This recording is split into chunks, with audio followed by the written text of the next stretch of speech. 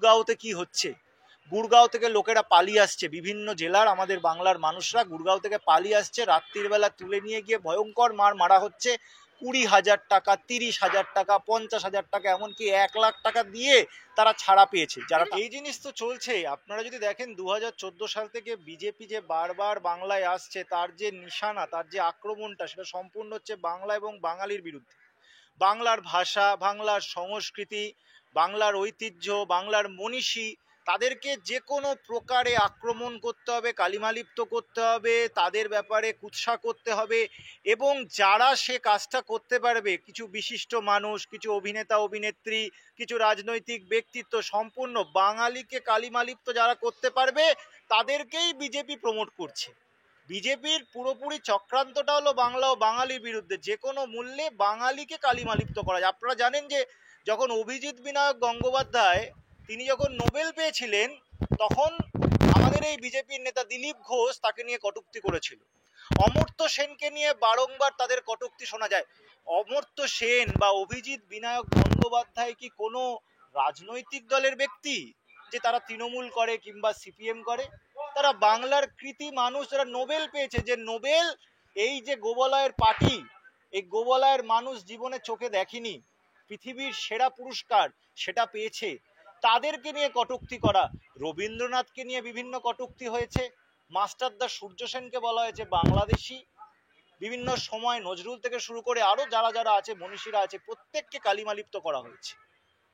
আমরা দেখলাম যে সুকান্ত মজুমদার বলছেন যে বাংলাদেশ থেকে আগত হিন্দুদের কোনো রকম চিন্তা নেই, কিন্তু বাংলাদেশ থেকে আগত মুসলিমদেরকে তিনি হুঁশিয়ারি দিচ্ছেন। তিনি বলেছেন একটা হিন্দু ভোট বাদ মানে হচ্ছে একটা বিজেপির একটা ভোট বাদ। কি বলবেন?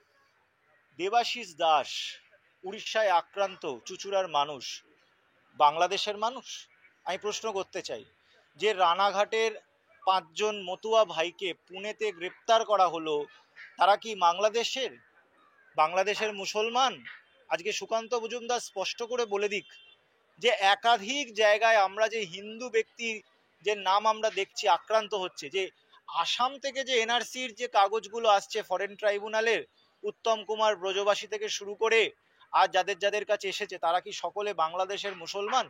বাংলাদেশের মুসলমান নাম করে যাদেরকে ওনারা গ্রেপ্তার করছে, কিছুদিন আগে একজনকে পুশব্যাক করে দেওয়া হয়েছে, ক্যালকাটা হাইকোর্টে কেসটা উঠেছিল, তড়ি ঘড়ি করে তাকে বাংলাদেশ থেকে নিয়ে এসে কোর্টের ডেটের আগে কেন হাজির করলো?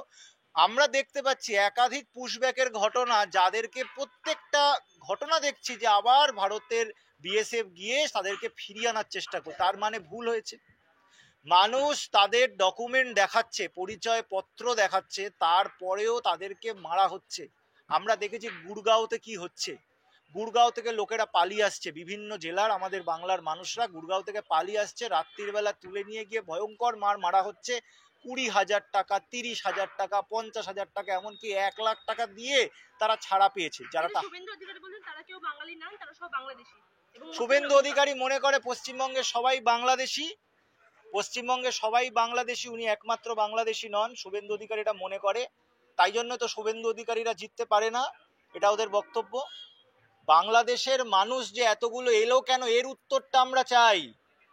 এতগুলো এলো কিভাবে? বিএসএফ তো অমিত শাহর। শুভেন্দু অধিকারীর বুকের পাটা আছে অমিত শাহকে এই প্রশ্নটা করার, যে বিএসএফ কিভাবে এলো? আজকে রোহিঙ্গারা কোথাকার মানুষ? রোহিঙ্গারা হচ্ছে মিয়ানমার, যাকে আমরা অতীতে বার্মা বলি। বার্মার পরে এতগুলো রাজ্য আছে, এতগুলো রাজ্য টপকে 17 লক্ষ রোহিঙ্গা আসাম, বিজেপি শাসিত আসাম সরকারের ওপর দিয়ে, এতগুলো রাজ্য দিয়ে হাঁটতে হাঁটতে পশ্চিমবঙ্গে ঢুকে গেল। অন্য রাজ্যরা কি করছিল?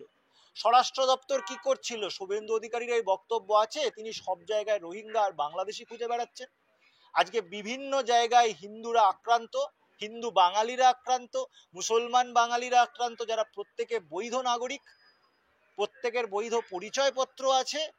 এরা কি শুরু করেছে? বাংলা ভাষায় কথা বললে, কিছুদিন আগে নিউ টাউনের একজন ইঞ্জিনিয়ার, সে গুড়গাঁওয়ের হোটেলে গেছে বাচ্চাকে নিয়ে, তাকে হোটেলে বলেছে যে তোমাদেরকে এখানে আমরা, ওও ছিল সম্ভবত, সে কোনো কাজে গেছিল, সেখান থেকে বলা হয়েছে তাদেরকে রুম দেওয়া যাবে না। তখন তারা জিজ্ঞেস করেছে আমরা তো পশ্চিমবঙ্গের বাঙালি, বলছে বাংলাদেশি এবং পশ্চিমবঙ্গের বাঙালি একই জিনিস। হিন্দু বাঙালি ছিল সে ব্যক্তি। শুভেন্দু অধিকারী উত্তর দিন। আজকে বাঙালিরা বিজেপির জন্য সারা ভারতবর্ষে আক্রান্ত হচ্ছে, এর দায়ী বিজেপি। বাঙালি শব্দটাকে গালাগালিতে পরিণত করেছে সারা ভারতবর্ষে পথ চলতি বহু ঘটনা আপনারা দেখবেন। কিছুদিন আগে অমিত মালভিয়া বলেছে যে বাংলা বলে নাই কোনো ভাষাই নেই। দিল্লি পুলিশ বলছে বাংলাদেশি ভাষা, বাংলাদেশি ভাষা। যে ভাষা আমাদের জনগণমন কালকে আমাদের লালকেল্লায় যে ভাষার গান হচ্ছে সেই ভাষাকে বলছে বাংলাদেশি ভাষা। এবং কালকে নোবেল প্রাইজ যে দেয় নোবেল কমিটি, তার ফেসবুক পেজ তারা স্ট্যাটাস দিয়েছে জনগণমন বেঙ্গলি সং, পরিষ্কার লিখেছে, অন্য কোনো ভাষা নয়। সেই ভাষাটাকে ওরা বাংলাদেশি ভাষা বলছে। রাহুল গান্ধী বলছেন যে কমিশনের মদতে 70-80টা বুথে নাকি ভোট কিনেছে, তবেই বিজেপি তার জন্য প্রধানমন্ত্রী হয়েছে। কি বলবেন? উত্তর দিচ্ছে না কেন ইলেকশন কমিশন? আমি তো কিছুদিন আগে দেখলাম বারাণসীতে, বেনারস, যেখানে আমাদের নরেন্দ্র মোদী হচ্ছে সাংসদ, সে বেনারসের ওদের একজন সিনিয়র কর্মী, বিজেপির কর্মী, সে বলছে যে নরেন্দ্র মোদীকে জেতানো হয়েছে, নরেন্দ্র মোদী ভোট পায়নি, ওকে পাওয়ানো হয়েছে।